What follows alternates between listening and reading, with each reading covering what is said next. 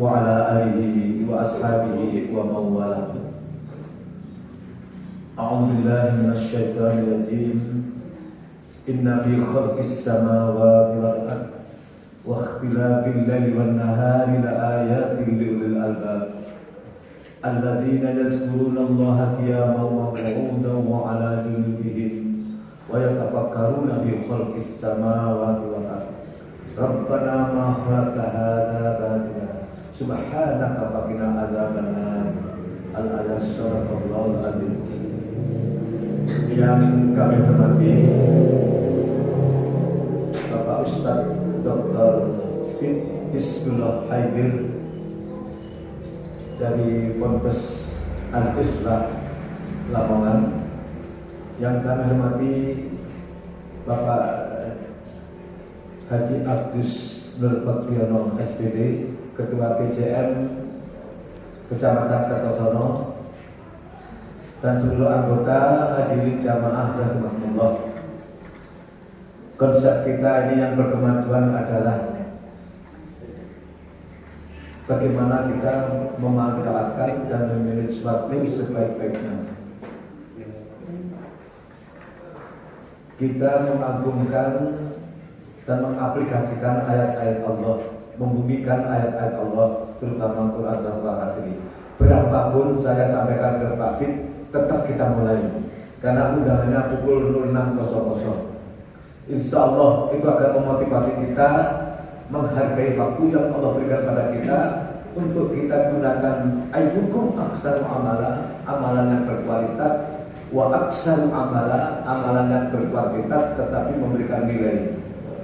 Baik hadirin sekalian, tema pengajian hari ini adalah bagaimana kita menjadi seorang muslim yang punya jati diri di tengah menghadapi tatanan dunia global.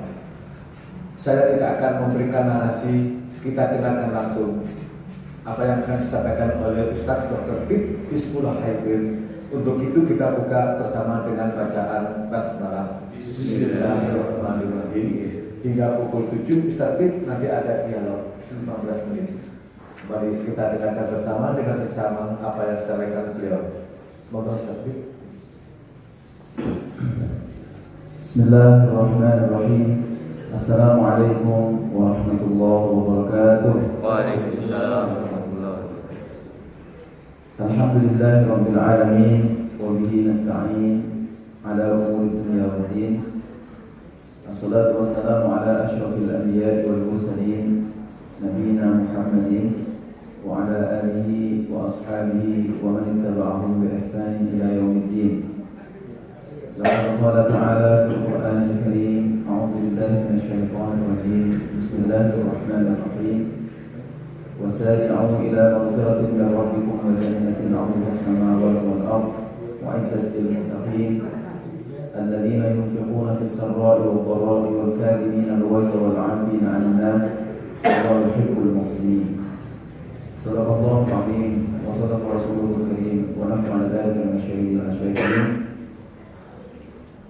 Sa'adat al-mukarramin, para alim, para masyayikh, para sepuh, sepuh yang lingkungan pimpinan cabang Muhammadiyah Kertosono, wabil khusus Ketua PJM Kertosono Pak Agus ingkang rawuh wilayah Dalu panggih alhamdulillah.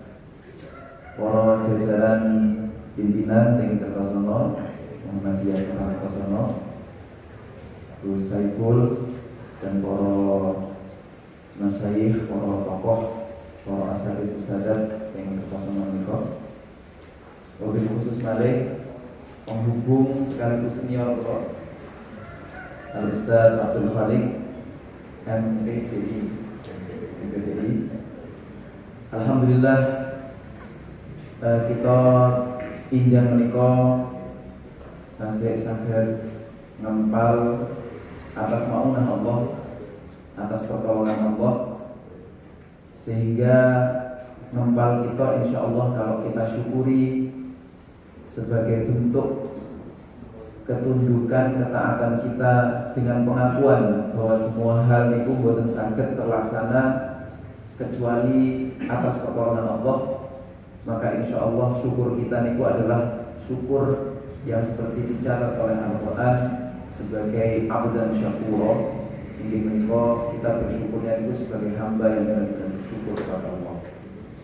Mungkin di awal ini bentuk syukur kita kepada Allah sebagai hikmah, sebagai pengabdian, sebagai tadarruk, sebagai ketundukan, dan juga sebagai at-ta'ah, ketaatan kepada Allah, dan qanadah, juga ketaatan yang disertai amaliyah. Niki benar-benar dicatat oleh Allah sebagai rasa syukur kepada Allah bahwa kita adalah hambanya yang benar bersyukur kepada Allah. Amin Allahumma amin. Salawat dan salam mungkin tetap dicurahkan kepada junjungan kita Nabi besar Muhammad sallallahu alaihi wasallam.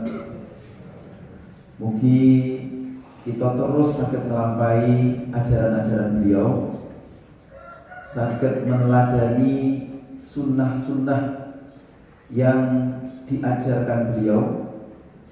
Mungkin kalau matur sunnah ini bukan sunnah ya, kadang-kadang perdebatan sunnah ono sing wajib, sunnah ono sing sunnah.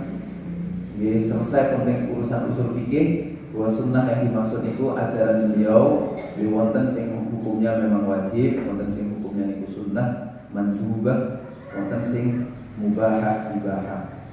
Tidak semua sunnah niku wajib, itu yang perlu kita pahami, sehingga urusan jenggot juga urusan sunnah, sangat urusan wajib. Kenapa jenggot? Ya, karena di Muhammadiyah itu jenggot bukan wajib, tapi memelihara jenggot termasuk sunnah. Alhamdulillah. Terus niki termasuk bentuk kita mengamalkan ajaran-ajaran beliau. Mungkin terus upaya kita untuk melampai sunnah-sunnah Rasulullah, ajaran-ajaran beliau itu juga membuat kita tercatat oleh Allah sebagai hamba yang saleh, sebagai hamba yang ingin terus-menerus dalam upaya kita hidup di dunia ini benar-benar sebagai upaya mendekatkan diri kepada Allah Subhanahu wa taala. Bapak-bapak, ibu-ibu ingkang kula hormati, tema kita ini hasil diskusi. Seperti biasa diskusi kalian Ustaz Tolik.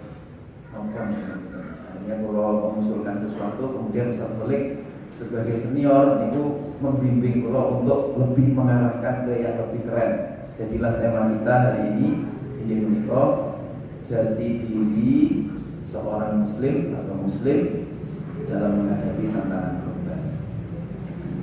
Nah, kalau ini mungkin supados betul-betul pengawasan nih. Kalau awali dengan kajian bahasa dan kajian tafsir. Lafaz Muhammad kali Ahmad ini penting untuk kita kaji. Muhammad dan Ahmad, karena Muhammad dan Ahmad itu jati diri seorang muslim. Makanya Rasulullah SAW namanya Muhammad, dinamanya Ahmad.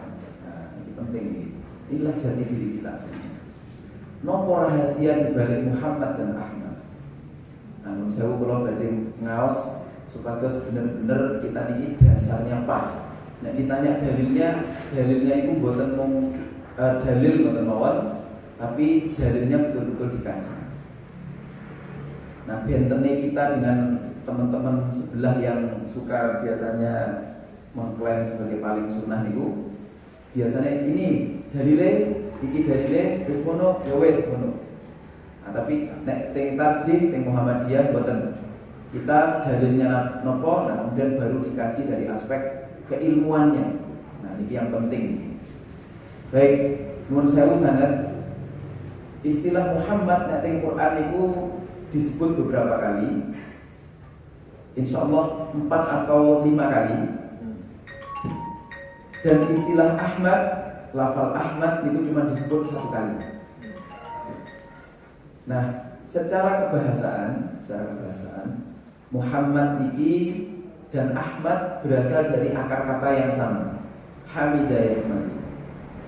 Cuman kemudian perbedaannya, kalau Ahmad ini biasa disebut ismu tafdil, tapi tanpa mubalaghah. Ismut tabdil artinya isim yang menunjukkan atau kata benda yang menunjukkan superlatif. Superlatif itu yang paling. Terus Ahmad berarti paling terpuji. Nah, kemudian kalau Muhammad ini adalah dari kata hamidah juga, tapi ketambahan wazan af'ala, ketambahan alif muqatta atau hamzatul qat'i, maka menjadi Ahmad. Ahmada yuhmidu ihmadan wa Muhammadan wa Muhammadun wa dzaka Muhammadun ahmid la tuhmid Muhammadun. Itu istilah tasrifnya. Nun sewu terus Muhammad ini kemudian adalah bisa menjadi isim masdar, menjadi isim maf'ul, dan isim dzaraf zaman, dzaraf makan. Yang secara makna niku berarti mengandung makna, kalau masdar berarti maknanya adalah memuji atau orang yang terpuji. Muhammad isim maf'ul yasami, orang yang terpuji. Muhammad isim dzaraf makan, dzaraf zaman, area tempat untuk memuji dan waktu untuk memuji. Nah, ini punya filosofinya. Ada filosofinya yang nanti kemudian kalau kita kaitkan dengan jati diri seorang muslim, inilah sebenarnya jati diri seorang muslim. Teng Arab biasanya kalau ada orang nopo namine suka beribadah dan suka memuji Allah, niku disebut hamid. Niku isim fa'il dari hamidah yahmadu. Hamidun fa'ilun, dari isim fa'il. Orang yang suka memuji dalam konteks ibadah. Karena itu kemudian Ahmad niku lebih terkait dengan jati diri seorang muslim yang ibadahnya itu tekun. Ibadah ritualnya itu sangat tekun. Ibadah yang sifatnya mahdhah itu juga sangat tekun. Niku Ahmad. Maka hamid dari Arab itu ya hamid.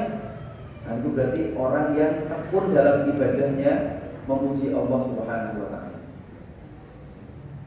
Nah, kalau Mahmud, nah ini isim maf'ul dari hamidah. Nah, hamidah hamidun wa dzaka mahmudun. Mahmud ini orang yang dipuji. Nah, istilah Mahmud nek sing dzauqul Arab, biasa orang Arab menyebut ya Mahmud. Mahmud ini berarti orang yang benar-benar suka setelah beribadah sosial sebagai hamid qauli, dia suka berefleksi secara sosial dan kemudian pemurah dia. Dan terus nek Mahmud, nah, Mahmud itu berarti ya Mahmud. Nah, itu berarti orang ini pemurah. Orang ini suka membantu. Orang ini ringan tangan sangat suka nempeleng. Ringan tangan artinya memang betul suka membantu. Entengan.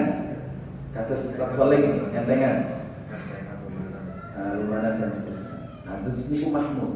Terus nek wonten orang Arab dijuluki ya Mahmud, dipanggil ya Mahmud, nah niku konteksnya apa? Ibadahnya rajin, tapi wonten tambahan balik bahwa Mahmud niku adalah orang yang suka loman. Nah, hebatnya. Kalau kadang-kadang merinding menjelaskan. Kiai Ahmad Dahlan niku menamai organisasi kita niki dengan Muhammadiyah. Kok sanes Ahmadiyah?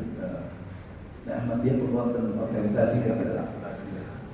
Kenapa tidak Ahmadiyah? Karena organisasi ini bukan hanya untuk ibadah yang sifatnya mahdhah. Organisasi ini bukan tarekat sing dikira ibadah. Organisasi ini misalnya memiliki sanes kemudian kita mendeskripsikan tarekat itu boten pentingkatan tarekat itu yang betul-betul juga tarekat iya dalam mengembangkan tradisi keislaman yang tadi peduli sama nih kata seperti salah satu sahabat dan guru kami namanya Syekh Hisham Al-Kabani. Maka kalau cerita sedikit tentang beliau, itu juga seorang mursyid tarekat sangat luar biasa dalam menjaga ibadah, tapi juga orang yang sangat kaya raya, menemui muridnya kesana kemari, Nah, itu juga punya kepedulian yang luar biasa. Nah, terus kembali ke istilah Muhammadiyah. Kenapa kok tidak dinamai Ahmadiyah? Karena organisasi ini dicita-citakan bukan sekedar organisasi yang hanya ingin mengembangkan ibadah makhluk. Kajiannya pun bukan sekedar ibadah makhluk, apalagi kajiannya pun nyalah-nyalahkan yang orang lain tidak sama dengan dia gitu cara ibadahnya. Nah, bukan. Kita ini justru organisasi yang melampaui itu. Maka titik berangkatnya secara kajian keagamaan di mateng, secara sosialnya itu penerapannya yang penting. Maka kemudian disebut Muhammadiyah. Dan terus kalau Hamid tadi itu hubungannya dengan Ahmad, berarti memang fokusnya ikutin ibadah makhluk. Nah, sementara kalau Mahmud, itu orientasinya itu tingkat kepedulian sosial. Maka Muhammadiyah itu adalah organisasi yang diniatkan setelah beribadah sangat-sangat tumakninah dan khusyuk, itu kemudian apa yang bisa kita lakukan untuk masyarakat kita. Maka namanya kemudian Muhammadiyah. Pilihan ini saya kira pilihan sadar. Karena kita yakin Ki Ahmad Dahlan itu paham betul konsekuensi bahasa dari Muhammadiyah. Maka titik berangkat beliau itu awalnya adalah penolong kesengsaraan umum. Titik berangkat awal beliau itu adalah bagaimana Muhammadiyah ini tidak sekedar berkiprah memperbaiki ibadah makhluk masyarakat, tapi juga paradigma masyarakat, perspektif masyarakat, cara pandang masyarakat, bagaimana caranya dengan organisasi Muhammadiyah ini punya kepedulian terhadap masyarakat luas, sehingga dampaknya pun menjadi sangat luas. Kulo kimutan awal-awal Muhammadiyah itu dibentuk untuk menangani salah satunya bencana.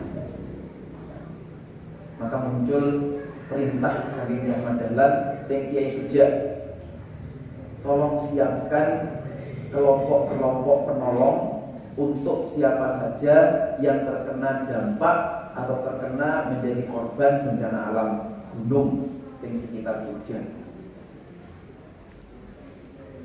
Kiai Suja bertanya, loh, kita ini mampu lu ojo takon mampu nih. Nek takon mampu nih, kapan kita akan berkiprah? Jadi apa yang kita mampu, justru itu yang kita lakukan. Jadi prinsip juga nih, buatan mikir mampu, numpuk-numpuk dulu baru bantu. Buatan. Tapi apa yang kita mampu, apa yang kita bisa, mari kita kelola kemudian bergerak gitu.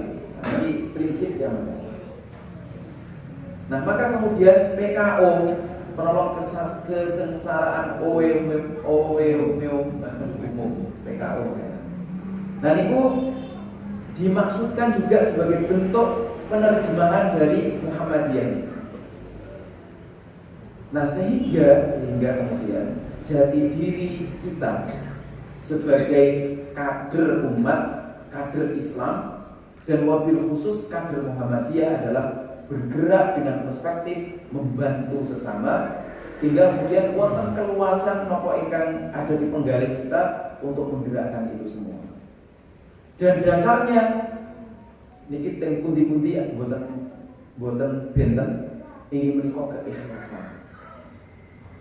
Maka jati diri pertama itu keikhlasan yang nanti menumbuhkan kejujuran.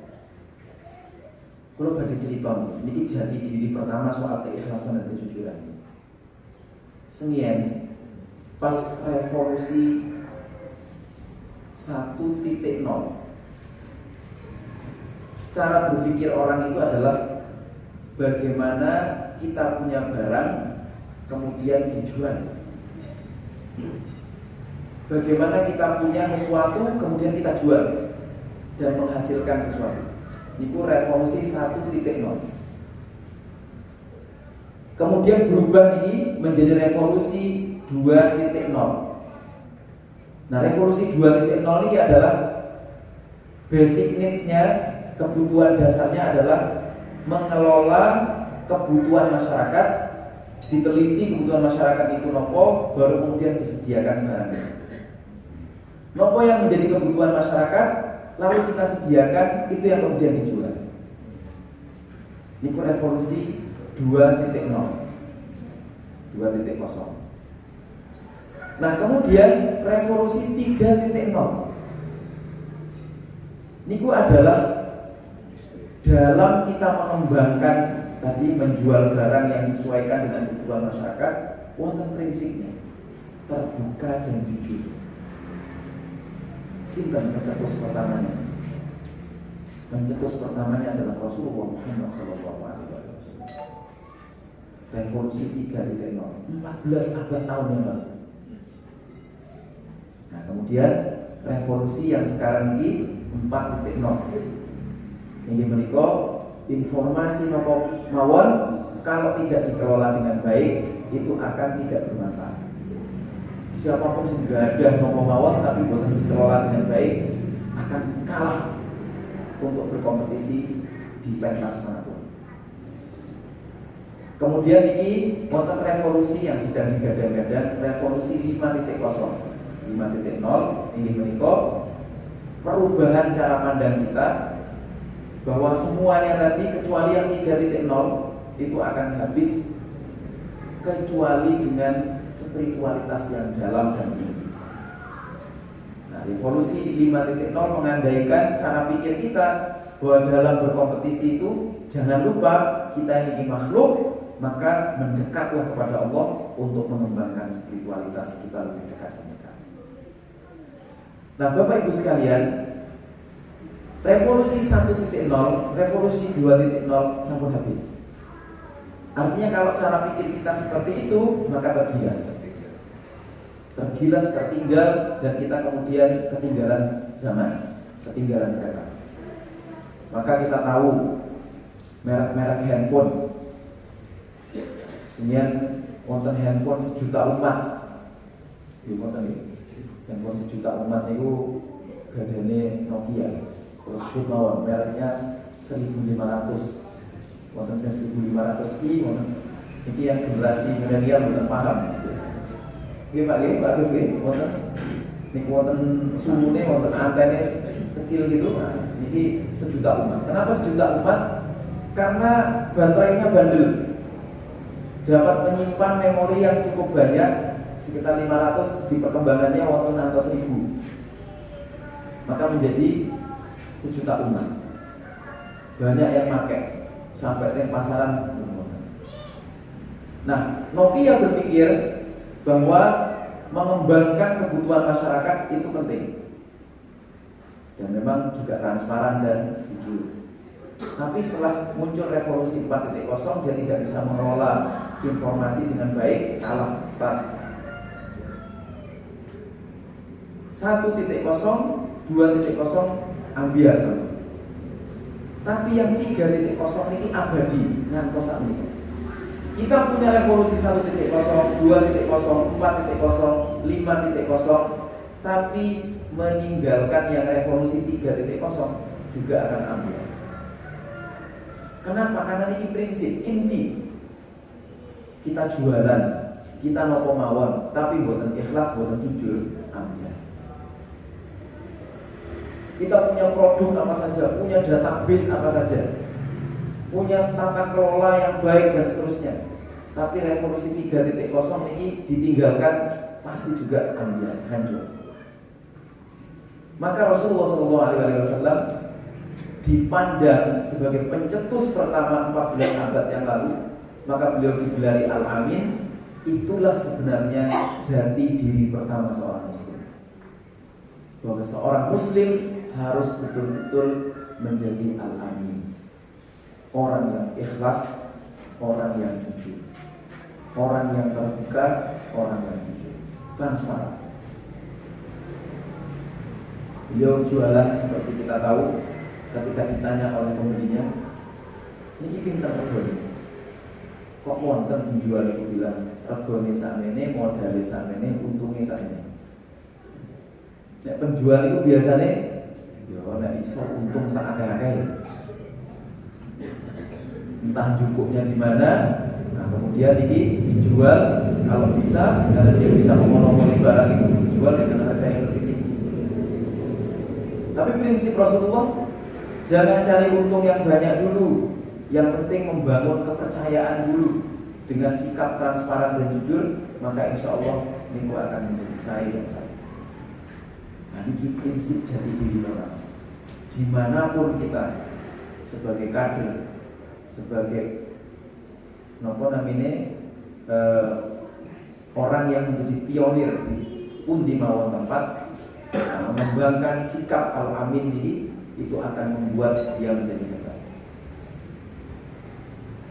Nomor kali ini yang menarik dari jati diri seorang mukmin yang terkait dengan al-amin ini, keikhlasan dan kejujuran, itu adalah wonten sikap lempun.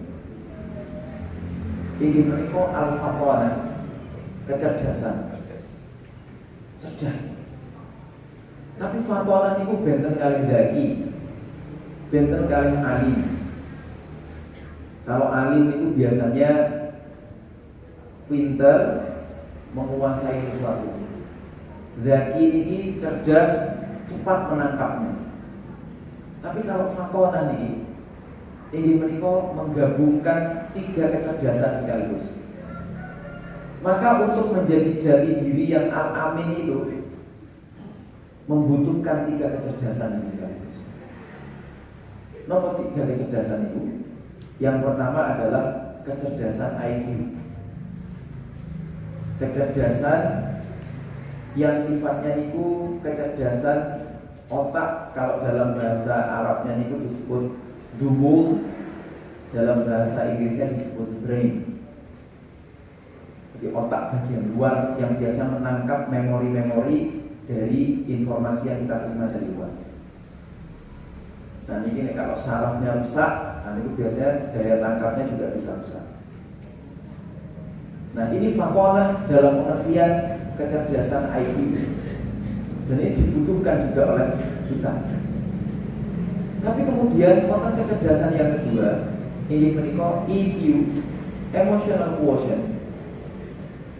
EQ,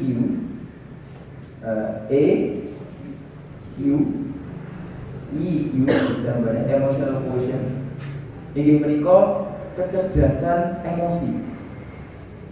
Nah, kecerdasan emosi ini, masya Allah.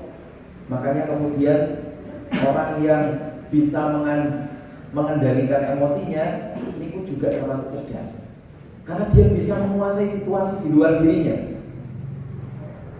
Karena itu orang yang seperti orang yang tidak bisa mengendalikan nafsunya, maka kemungkinannya menyesal. Seperti kasus yang terjadi belakangan ini. Kalau betul bisa sebut ini, tadi panjenengan sampun membaca secara banyak berita-berita. Alhamdulillah, itu secara agama kok bukan muslim. Nah terus orang yang tidak bisa mengendalikan dirinya ini bahaya. Kita punya istri cuantik, bahkan kayak bidadari. Kita belum tahu bidadari itu kayak apa, karena belum kita surga. Belum kita kenalan oleh ahlul jannah.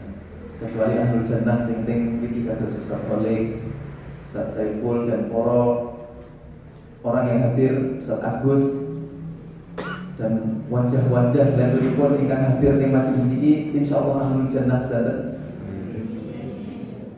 Nah itu kita punya istri yang cuantiknya masya Allah, tapi setiap kita komunikasi wonten sing mboten pas kedik langsung banding-banding piring.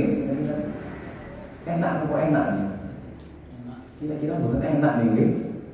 Tapi biasanya Pak, nek istri niku suka ngomel, disyukuri mawon. Niku panjenengan berarti insya Allah mendekati wali. Karena istri niku sebagai orang terdekat kita ujian paling pertama.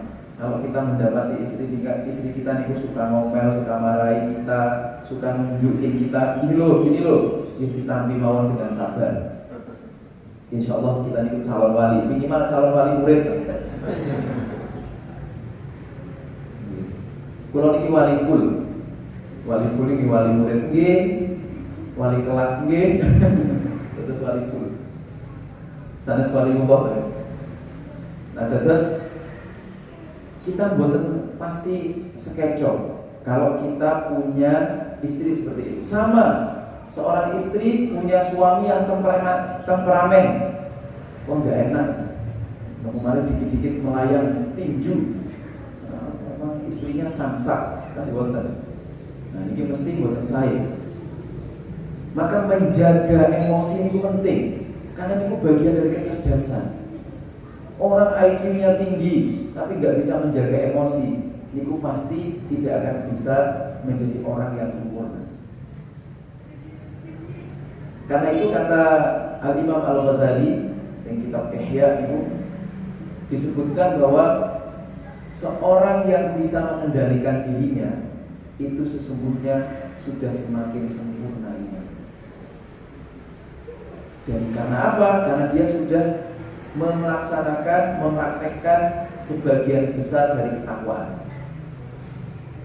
Kalau yang awal pembukaan, di antaranya sifat orang yang bertakwa adalah wal kadhimina al-ghaidha wal 'afina 'anil nas. Inggih menika kadhim itu orang yang bisa menjaga emosinya. Wal kadhimina al-ghaidha ini benten kan godhop. Kalau godhop ini marah biasa. Tapi ghaidh ini marah yang sangat. Bayangkan panjenengan marah yang sangat tapi masih saged nahan. Nah niku separuhnya keimanan dan ketakwaan. Nah Bapak Ibu sekalian yang kula hormati, dados jati diri Al-Amin yang tertunjukkan dengan nopo yang disebut dengan keterbukaan kejujuran, keikhlasan kejujuran, niku harus ditopang dengan faqalah, dengan prinsip EQ nih. Inggih menika kecerdasan emosi. Nah nomor 3 ini kecerdasan spiritual. Kecerdasan spiritual itu kecerdasan bahwa kita niki harus terus-menerus dekat dengan Allah. Dan dekatnya dengan Allah boten mung teng masjid. Dekatnya dengan Allah niku teng pundi mawon? Teng kantor nggih, teng tempat-tempat lanjenipun nggih, teng pundi mawon. Kenapa niki penting? Karena spiritualitas itu bukan hanya formal. Nah, seperti tadi, ibadah itu bukan mahdoh mawon, tapi juga terkait dengan diri kita, hubungannya dengan kesadaran diri kita untuk mendekatkan diri kepada Allah SWT. Nah, tentu yang pertama ini, jati diri seorang muslim, jati diri seorang hamba Allah, yang pertama dalam menghadapi dunia global adalah dia harus menjadi al-amin dengan prinsip kecerdasan yang 3 ini. Nah, itu yang pertama. Nomor kali, nopo jati diri yang penting untuk kita. Nomor kali adalah kita perlu petakan dunia global ini hari ini. Dunia global kita niku diwarnai oleh 3 kompetisi utama. Yang pertama adalah kompetisi di bidang ekonomi. Nomor kali kompetisi di bidang teknologi. Dan nomor 3 kompetisi di bidang kedisiplinan. Nah, terus yang pertama itu ekonomi, teknologi, kemudian kedisiplinan. Kenapa kompetisinya kok seperti ini? Enggak, karena memang setelah kita menunjukkan bahwa kita itu orang yang jujur dan transparan, menjadi orang yang al-amin, yang ikhlas, jujur, transparan, habis itu bagaimana kita dapat melakukan kompetisi lain pun di pentas global. Secara ekonomi, aslinya potensial kita ini luar biasa. Kulo nanti diundang ke tempat di Sulawesi Selatan, namanya niku daerah nopo namanya, berikutnya Pari-Pari lah sih. Dari Makassar ke daerah itu 8 jam pakai penter. Kendaraan motor penter memang. Dan alhamdulillahnya niku lagu yang ditutup yang penter ini lagu-lagu Malaysia. Kok yang kok Malaysia terus? Ya karena kami ini sebelum punya usaha-usaha kayak begini, kami hijrah ke Malaysia dulu, baru kemudian mengembangkan seperti ini. Nah, pulau dari Makassar, Maros, terus sampai ke daerah niku, Pare-Pare, mriko niku. Lah niku Palopo dan daerah Palopo. Palopo niku 8 jam dari Makassar. Niku terbentang kanan kiri niku nggih pantai, laut, wonten malih daerah pertanian. Pertanian yang macam-macam, mulai pertanian padi, pertanian coklat, pertanian kopi. Masya Allah. Pulau Kateting perjalanan dari Maryland, Washington, ngantos New York, pakai perjalanan darat. Niku gunung mawon, nggih tandus. Apa yang bisa dibanggakan oleh Amerika ini? Secara bahan baku perekonomian ya. Nah kita Indonesia ini bahan bakunya Masya Allah luar biasa. Badhe sadian nopo mawon luar biasa. Sing jenenge kerambil apa niku? Kelopo. Niku teng pundi-pundi mawon wonten. Teng Amerika niku badhe tandur kelopo niku harus ke daerah bagian mana itu baru wonten kelopo. Kita mulai dari perjalanan kalau ini dari Sendang ngantos Nganjuk kelopo ning pundi-pundi. Napa napine malih buah tolak peluru niku yang Sendang kakak. Napa namanya di Mojo nggih, tapi tunggal malih entar, buah entar. Nah niku teng beberapa tempat wonten. Terus bahan bakunya sangat luar biasa. Niki seandainya bisa dikelola dengan baik, dengan teknologi yang juga keren, niku jualnya niku pasti akan lebih mahal. Wekdal kula IMM tahun 2001-2003 kami wonten daerah binaan namine daerah Pelabuhan Ratu desa Pelabuhan Ratu nopo namine daerah teng Banten niku agak menanjak Pandeglang agak menanjak ngoten nggih teng Banten maksudnya nggih teng Banten Mas ya nggih ing tsunami nate. Nah niku daerah pantai dan daerah pertanian. Sebagai daerah pantai dan daerah pertanian, salah satu penghasilannya adalah kelapa. Kelapa ini dijual dengan dua sistem. Wonten dijual kelapa mudanya, dados al-teganu ya Pak. Kemudian nomor kalian itu yang sudah tua-tua dijadikan minyak kelapa. Terus setunggal malih yang sudah tua itu dijadikan gula merah. Nah ini dibuatlah secara tradisional pulau Tanglet yang utamanya gula merah. Ini pripun Bu cara bikinnya? Oh gini. Dijual pinten? Dijual 6.000. Terus 6.000 niku seperti batok kepala yang utuh. Terus 3.000 nek separuh. Loh, jadi kan bikinnya gimana? Pokoknya bikin gini. Setiap hari dia bikin berapa jam produksinya sekian. Jangan mikir kok dengan efektif. Sebatok kelapa separuhnya 3.000. Terus ngambil untung itu cuma 1.000.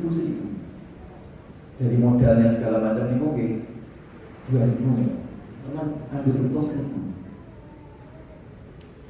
Yang produksi kakak, sehingga masyarakat di situ seperti produktif sekali, tapi penghasilannya nggak biasa mau. Akhirnya kami apa yang bisa kita buat? Nah kemudian kita bikin pelatihan mengemas gula merah. Kayak panjenengan tim hotel-hotel itu gula merah dibikin serbuk, kemudian dibungkus, dikemas. Ini rusak. Bungkus kan bisa ngatos 6.000. Padahal itu kalau jadi tepung atau serbuk ini paling cuma sakupil dari setengah batok pun dados berapa serbuk yang dimasukkan di situ. Nah tapi kami kalau gitu ternyata teknologinya mahal. Hanya kami rancang balik dibikin seperti permen. Nah seperti gula-gula, tapi juga dijual kemana? Nah kalau sebagai ketua umum IMM waktu itu cari jaringan. Kalau kontak sinten, yang departemen kalau dikontak, alhamdulillah wonten jaringan take beberapa hotel. Pun kita produksi, kita minta pun diproduksi Pak, kita cari bungkus yang juga agak murah. Alhamdulillah, itu kemudian bisa satu batok kelapa itu menjadi sekian buah, niku dan kemudian dijual. Akhirnya masyarakat itu semakin sejahtera. Terus intinya berkompetisi secara ekonomi itu adalah boten mung bahan bakunya saja. Bahan bakunya harus dibuat dengan kesadaran apa? Kesadaran untuk menjual dengan teknologi yang baik. Nah maka kompetisi ekonomi kali kompetisi teknologi ini menjadi penting. Ting Muhammadiyah ini terutama SMK-nya, fakultas-fakultas yang teknik dan fakultas-fakultas yang mengembangkan kejuruan harus lebih mengarah kepada pengembangan ekonomi dan teknologi yang sains. Jangan sampai hanya mengembangkan teori-teori. Sehingga misalnya suatu tempat lalu disampaikan kalau di sebuah tempat ingin mengembangkan nopo, ya harus betul-betul dikembangkan sesuai dengan kapasitas tempat itu. Nopo bahan baku yang banyak dan itu nanti pula yang dikembangkan. Nah, maka harus nopo di samping mempraktekkan revolusi 2.0, 3.0 juga nanti 4.0 yang mengembangkan apa namanya? Mengembangkan informasi dengan baik. Nah saat ini lagi gambilnya adalah kita ini bisa memotret kebutuhan masyarakat itu tinggal klik kalau kita punya kebutuhan yang sama. Asli dari Muhammadiyah itu langkung sangat bisa. Satu contoh, Nganjuk ini misalnya punya database organisasi dan anggota Muhammadiyah sekian jumlahnya dengan potensi perekonomian begini, potensi lentur-lentur pun begini. Maka itulah yang kemudian dikembangkan. Modalnya dari mana? Nah, biasanya kita sudah dapat mengelola dengan sistem revolusi 4.0, kita nggak berpikir modal. Karena modal sedikit pun sangat bisa. Tapi kalaupun masih membutuhkan modal yang besar untuk masifikasi, sebutlah misalnya kita punya database Nganjuk ini, kita punya anggota misalnya pun kita nih 10.000 monten nih Nganjuk ini atau 5.000 lah, 5.000 nih, 5.000 orang. 5.000 orang ini kayak kita iuran 2.000 per hari. Ringan apa berat? Mestinya ringan ya. 2.000 per hari. 2.000 per hari kali 5.000 niku sampun pinten? 10 juta ya. 10 juta per hari. Sebulan 10 juta kali 30 niku sampun 300 juta. Masya Allah.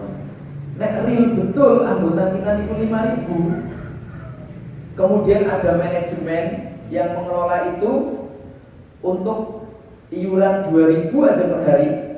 Tapi memang harus disiplin mengelolanya. Maka sebulan kita punya uang 300 juta. Satu bulan berarti. Satu bulan 300 juta. Nah, tinggal manajemennya seperti apa? Kalau badhe cerita niki rada nyelemur sekedhik tim Kristen Mormon. Menurut saya ini kita perlu cerita juga. Mungkin yang baik bisa kita ambil. Kristen Mormon Niki Kristen yang juga dianggap heretik itu nopo sesat. Ting Kristen lain ini dianggap sesat karena kitabnya itu wonten kitab tersendiri dan kitab Mormon. Makanya Kristennya disebut Kristen Mormon. Ting Amerika pusatnya itu ting Salt Lake, ting negara bagian.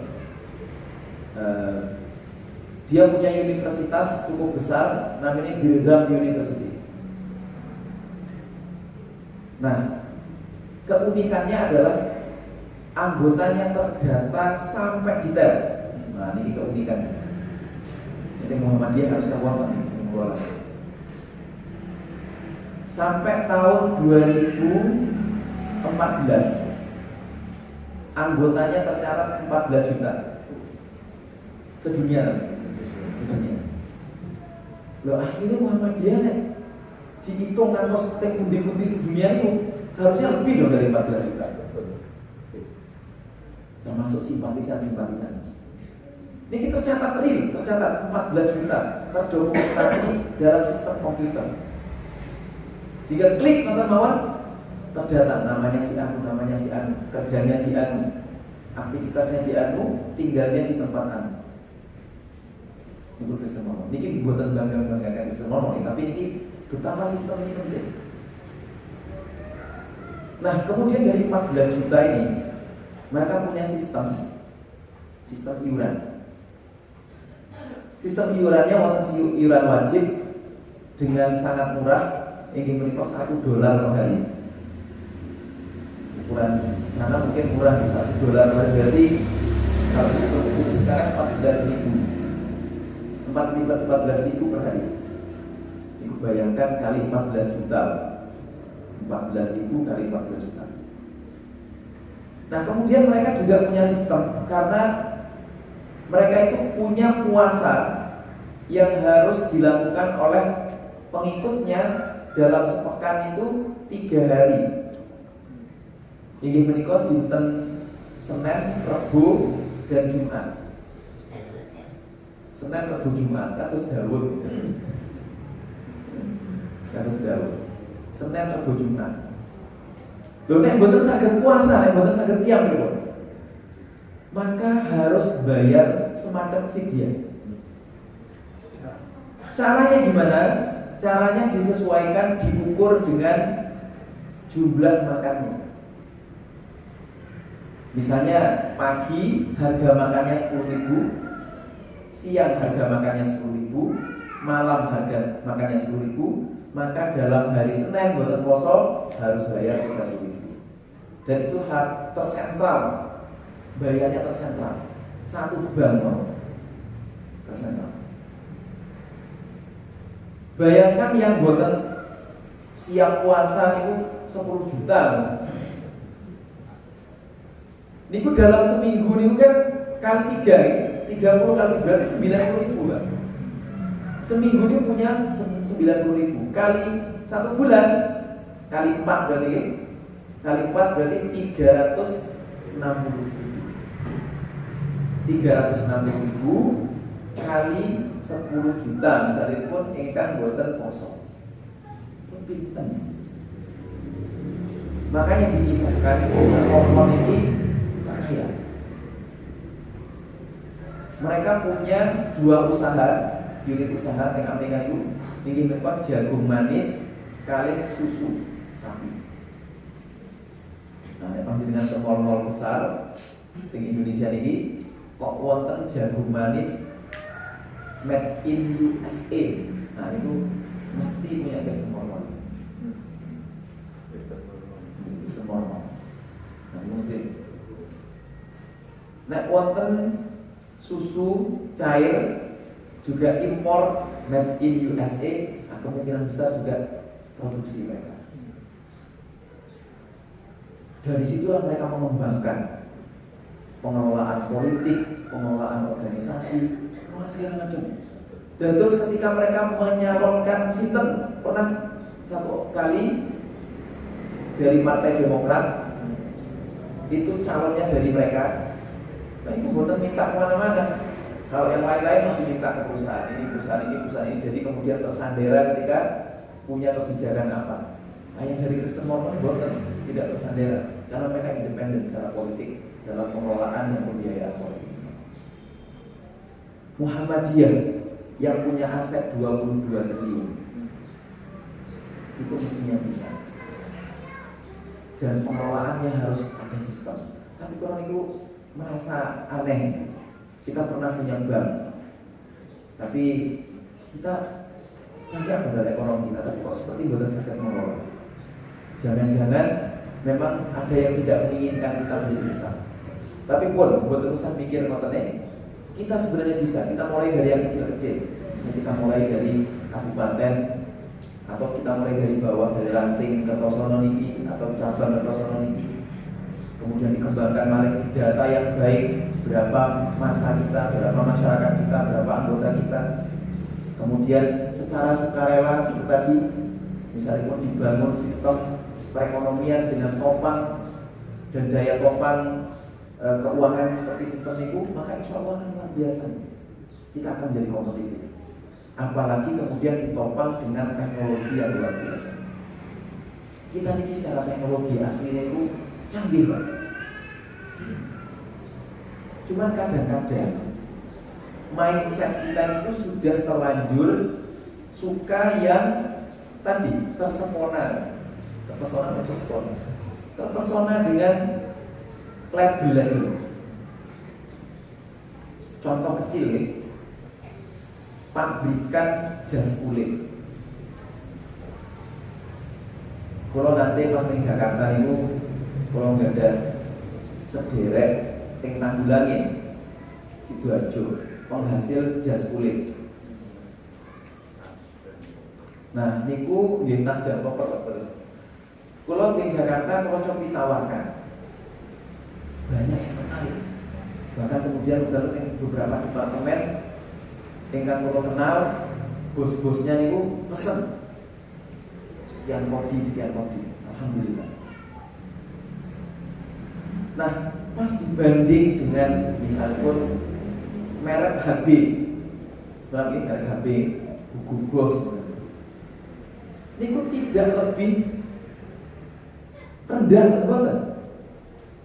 Cuman mereknya mawon sing membuat mahal. Panjenengan masuk ke Grand Hyatt Mall, panjenengan tingali merek buku bos atau misalipun niku bisa harganya 12-an juta ke atas. Hanya gara-gara label HB. Panjenengan tanggulangin dengan kualitas yang sama, paling mahal paling cuma 1,5, 1,6. Itu sampun paling mahal. Dengan tingkat kualitas jahitan yang halus sekali. Cuma buat motor mereknya gitu. Tapi nyatanya kita lebih suka memilih mereknya. Terus kita beli merek.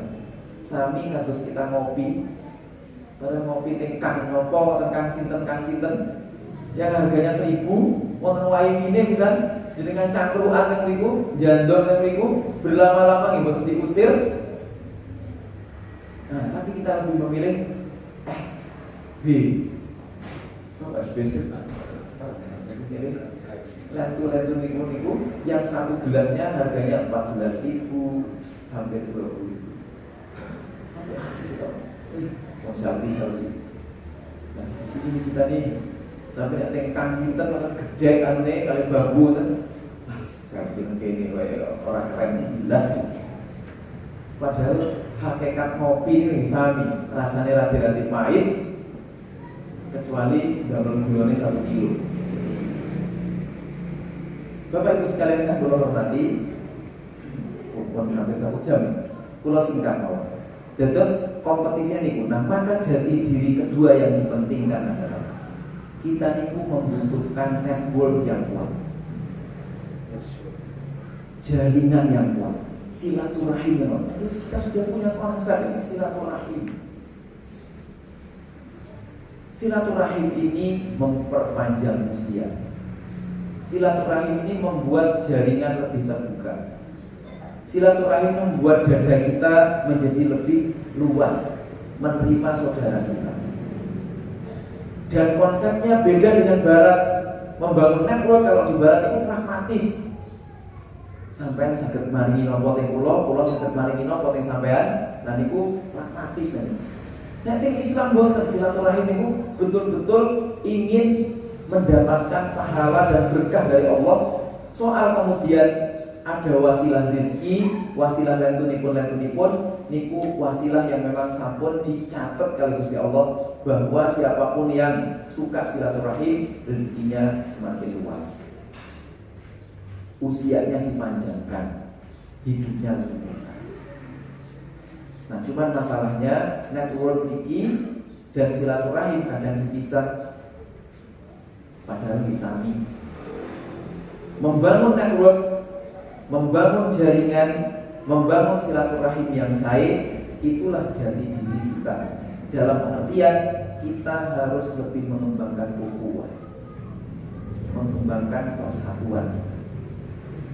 Jadi satu betul kemudian ditopang oleh tadi tantangan kompetisi ekonomi, kompetisi teknologi, kompetisi kedisiplinan. Dan ini penting. Kalau kita networknya luas, nopo malih kita secara kompetitif itu juga disiplin, maka luar biasa. Alhamdulillah dengan Juli jam 6 jam 6 mulai bisa kali. Karena kita memang teologinya al-asr. Disiplin. Jepang itu maju rahasianya disiplin. Kalian taat sama kaisar. Wah, kita mestinya disiplin, taat sama Gusti Allah. Kaisar Gusti Allah yang enggak bandingane. Kaisar itu menungso, Gusti Allah itu pencipta menungso. Alladzi ahsana gitu baru.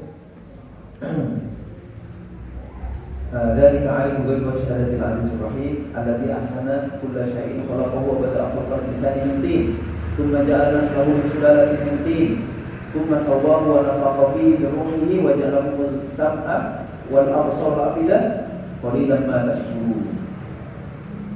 Nah, kita ini prinsip hubungannya nanti Gusti Allah sebagai revolusi 5.0 ini.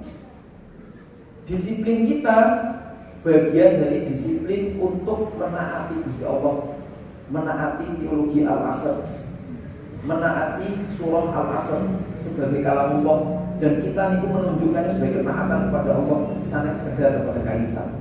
Nek kaisar yang menaruh Mas Dono kaisar. Nanti Gusti Allah, Allahu basirun. Innallaha sami'un basir. Allah Maha mendengar, Allah Maha melihat.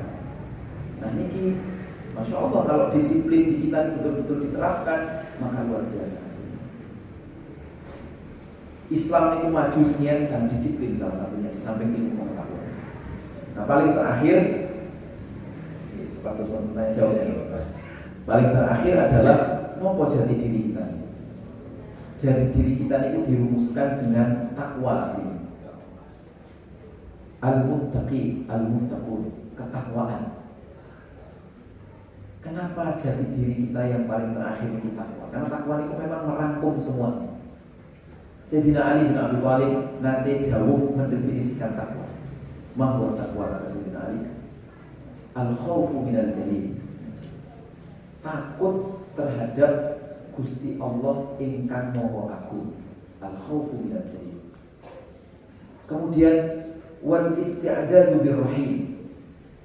Kita niku siap-siap dalam mengarungi dunia ini untuk istiadat yang penting kepada kampung akhirat. Al-istiadat birrahim. Terus kalau kita prinsipnya niki, semua hal kita persiapkan untuk akhirat, maka kita akan pasti melakukan semuanya dengan terbaik. Tapi jangan lupa bahwa dalam melakukan semua hal itu adalah wal amalu bitanzil. Bahwa kita dalam mengamalkannya itu adalah dengan dasar-dasar wahyu. Wal amalu bitanzil. Tanzil yakni nazzalallahu al-wahya atau anzalallahu al-wahya. Allah Subhanahu wa taala yang menurunkan wahyu bagi kita. Al-amal bitanzil yakni kita mengamalkan berdasarkan pada wahyu Allah Subhanahu wa taala. Nah, terus yang terakhir waridha bil qalil. Ridha terhadap pemberian Allah meskipun sedikit. Kita ini kadang-kadang diparingi Gusti Allah, alhamdulillah bersyukur. Tidak diparingi kata bersyukur. Alhamdulillah, alhamdulillah, masya Allah kata. Nah tapi pas giliran diparingi sekedhik, Gusti Allah iki wis kepala jadi kaki jadi kepala, dungo wis masyaallah sampai jidatku kuwitem. Terus protes Gusti Allah. Kok diparingi sampeyan teman?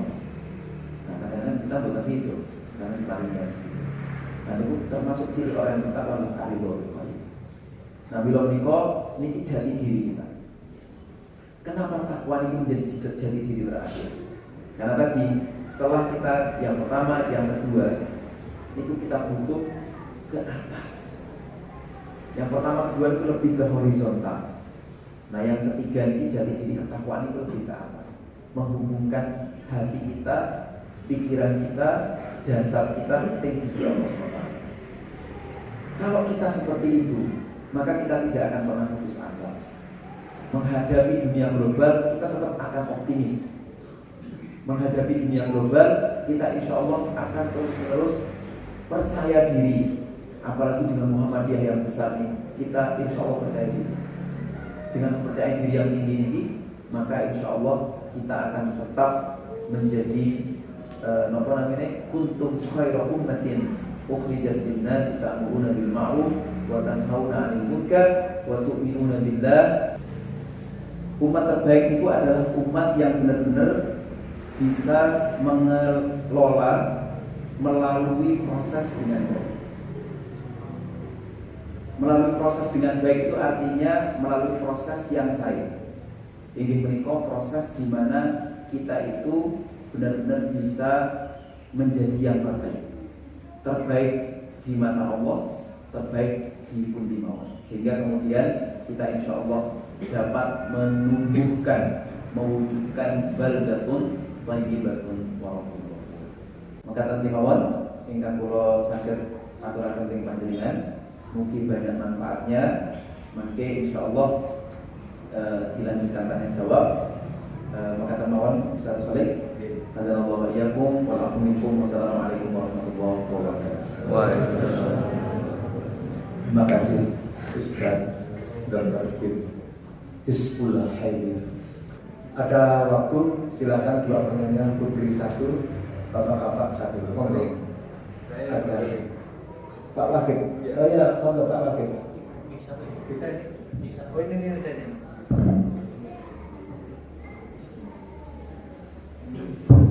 Assalamualaikum warahmatullahi wabarakatuh. Ustaz Fit Hizbullah yang sehat bahagia. Ustaz, di Quran surat nomor 20 dan 36 pada awal surat ini saya kaitkan dengan pendidikan saya.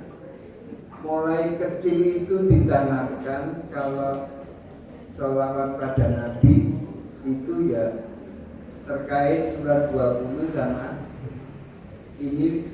Mohon pencerahan. Bunyinya begini: Sholatullah ala toha Rasulillah. Sholatullah ala Yasin Habib. Nah, pertanyaannya itu apa kaitan antara sholawat itu dengan, karena Ustaz tadi menyebut Ahmad, Ahmadiyah, Mahmud, Mahmudah. Nah, ini mohon pencerahan Ustaz. Barangkali bisa menambah wawasan. Oke, kemudian yang kedua hanya mohon bersabar berarti ini karena sarapannya masih OTW. Mohon tenang.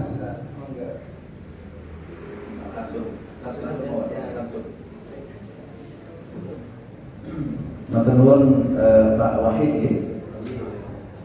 Alhamdulillah ini memang perlu kita sampaikan tentang bagaimana pengetahuan tentang sholawat niki supados kita niki juga tidak saling istilahnya saling menyalahkan atau saling menuduhkan. Wonten hadis memang bahwa Nabi Rasulullah niku mi'atani wa wahid isman bi Rasulillah sallallahu alaihi wasallam. Bahwa Nabi Rasulullah niku wonten 200 tunggal. Di antaranya adalah Toha dan Yasin. Toha dan Yasin. Terus kalau wonten sholawatan, sholatullah salamullah ala Toha Rasulillah, sholatullah salamullah ala Yasin Habibillah. Niku salah satu dasarnya karena didasarkan. Tapi apakah sholawat niki sholawat yang dari Rasulullah? Mboten, niki ciptaan ulama. Sinten sing mengarang niku nggih dereng wontenan. Tapi nikulah yang berkembang di pesantren-pesantren saudara kita yang sebelah. Tapi dasar bahwa Nabi Rasulullah niku salah satunya Toha dan Yasin, nah niku nggih leres karena niku didasarkan kepada hadis dari Muhammad SAW. Rasulullah SAW lahu ismun mi'atani wa wahid.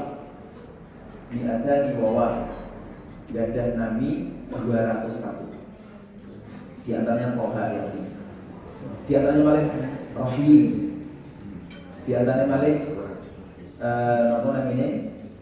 Muhammad, Ahmad, Mahmud, Hamid. Itu 201 sudah.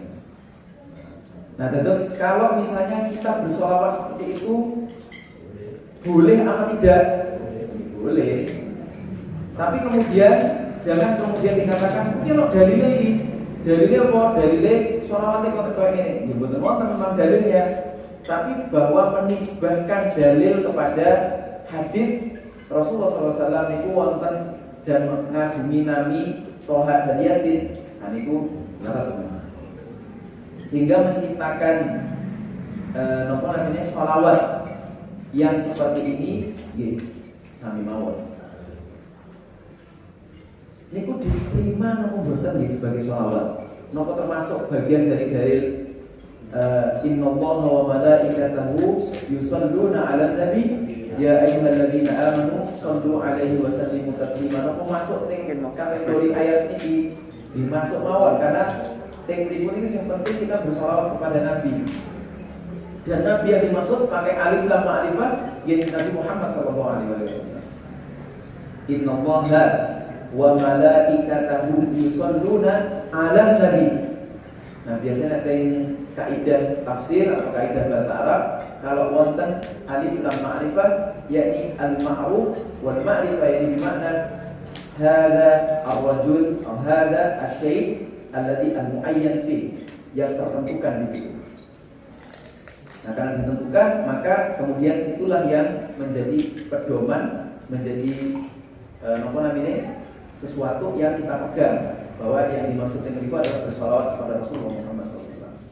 Dan terus bersolawat menisbahkan kepada salah satu namanya, bahkan tidak menyebut Muhammad pun betul sallallahu ala Rasul, sallallahu ala Nabi. Disampun ma'ruf napa bahwa itu yang dimaksud adalah Rasulullah Muhammad SAW. Kaitannya dengan Toha tadi, Toha ma'anjalna lekal Qur'ana bukan Yasin. Terus ngeten, ya Toha, ya Muhammad. Kemudian dihubungkan dengan Quran.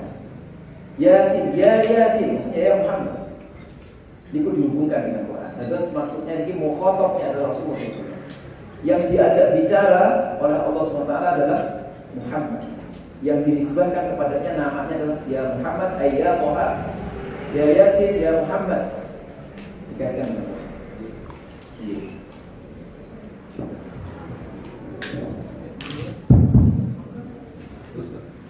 Sekarang sudah menunjukkan waktu 7:04. Karena di undangan itu pukul 06.00 sampai 07.30 ya. Nah, masih ada waktu 15 menit. Barangkali ada yang mau ngasih pertanyaan. Ibu-ibu, oh ya masih ada lagi. Monggo Mas, ini yang anak dari baru nih. Assalamualaikum warahmatullahi wabarakatuh. Waalaikumsalam. sini bisa jadi bertanya, bisa bentuk curhatan. Pertama yaitu mari kita tentukan sendiri segala penyakit yang di Indonesia semuanya penyakit impor. Semuanya penyakit impor.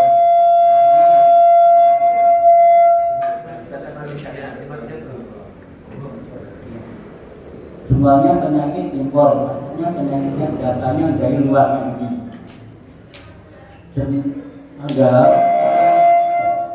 efeknya agak maju aja, Mas, agak maju ya, efek ya, maju efeknya.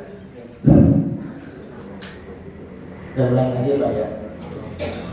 Segala penyakit yang datang dari Indonesia semuanya penyakit impor.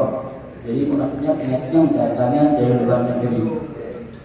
Sebagai misalnya penyakit kolera, penyakit air, bahkan penyakit yang berbeda ini COVID, cacar monyet, itu semuanya dari luar negeri.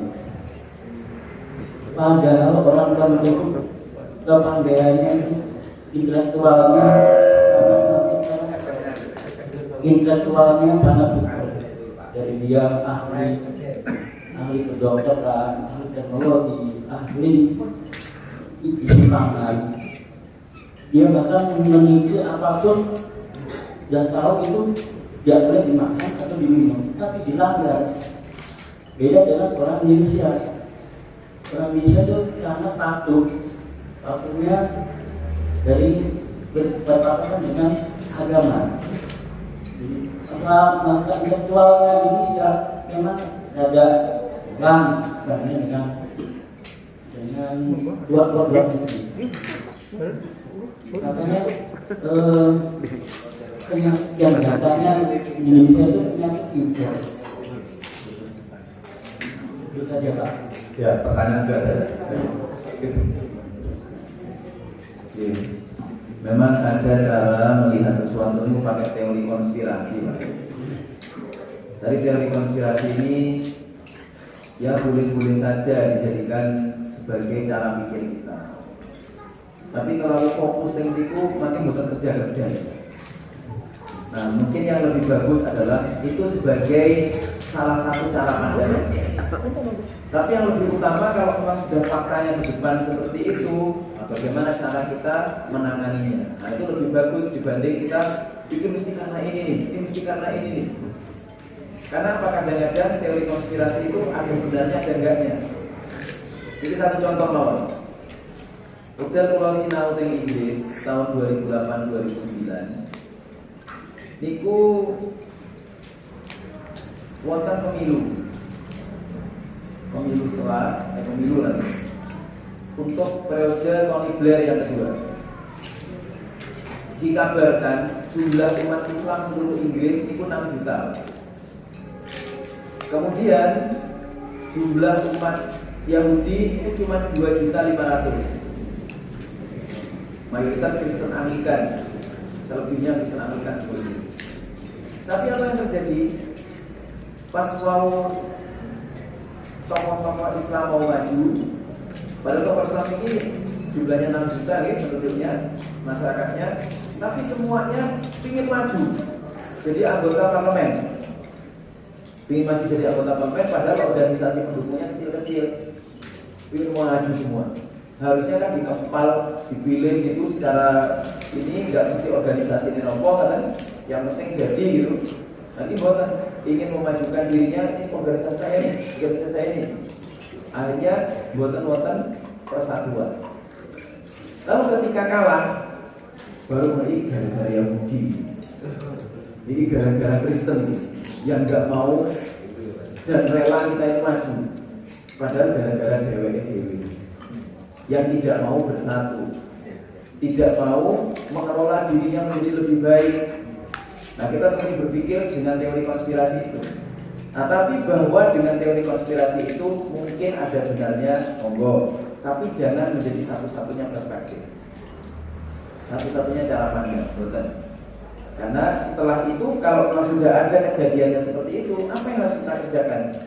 Kalau kita misalnya sebagai orang Muhammadiyah berkutat seperti itu aja, sementara korban berjatuhan gara-gara COVID, ini mesti gara-gara ini nih, gara-gara Cina, gara-gara Afrika, gara-gara mana lagi yang nggak rela Islam besar. Mosok penyakit setiap Idul Adha datang, gitu. PMK Idul Adha datang, Corona Idul Fitri, Idul Adha. Ini kayaknya masyarakat Muslim nggak boleh liburan piye. Padahal mungkin gini, kok dilalai kesan Gusti Allah, kok pas waktu pun, kalaupun itu ada konspirasinya, habis itu apa gitu yang harus kita kerjakan? Nah, itu yang penting, Pak. Karena apa? Karena bagaimanapun kita sebagai umat Islam, cara pandang curiga boleh, cara pandang kritis boleh, tapi jangan terlalu masuk ke situnya. Kita harus terus berpikir solutif, berpikir yang ini apa yang harus kita kerjakan. Nah, itu yang lebih penting, Pak. Mungkin ada ya. Baik, terima kasih hadirin sekalian. Kita akhiri dan juga terima kasih kepada Al-Khatib dan insya kita ketemu kajian akhir bulan September yang akan datang dengan Ustadz dan tema yang berbeda. Kami mohon kepada hadirin sekalian untuk mengajak teman sahabat siapapun bahwa kita harus punya amalan unggulan. Apa amalan unggulan yang kita miliki selain sholat malam, puasa, sedekah, kemudian kita bersilaturahim. Di antaranya amalan unggulan kita adalah mengaji pagi dengan senang dan gembira karena untuk mendapatkan pencerahan, rahmat dan hidayah dari Allah Subhanahu wa taala. Terima kasih. Jumpa lagi, kita akhiri dengan hamdalah dan doa kafatul majlis. Alhamdulillahirabbil alamin. Subhanallahumma wa bihamdika asyhadu an la ilaha illa anta astaghfiruka wa atubu ilaik. Wal a'udzu bikum. Wassalamualaikum warahmatullahi wabarakatuh. Terima kasih bisa hadir secara